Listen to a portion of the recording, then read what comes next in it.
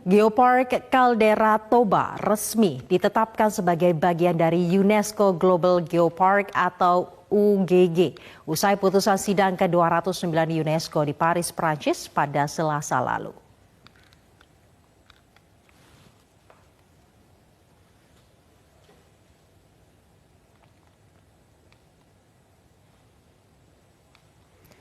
Pasca penantian selama 2 periode, kini Geopark Caldera Toba atau GKT telah mendapatkan pengakuan secara de facto dan menjadi bagian dari UGG selama 4 tahun ke depan. Hal tersebut dibuktikan berdasarkan hasil sidang UNESCO ke-209 di Paris, Prancis dan situs UNESCO yang memuat GKT sebagai bagian dari UGG.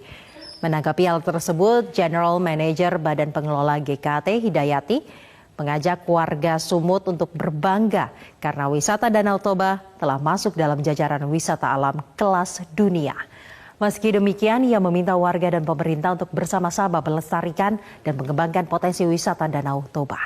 Namun, Badan Pengelola GKT masih menunggu surat keputusan resmi dari UNESCO pada 10 Juli mendatang. Terkait penetapan GKT sebagai bagian dari UGG, nantinya Badan Pengelola GKT akan fokus dalam pembangunan 3 sektor, yaitu aksesibilitas, amenitas, dan atraksi pariwisata.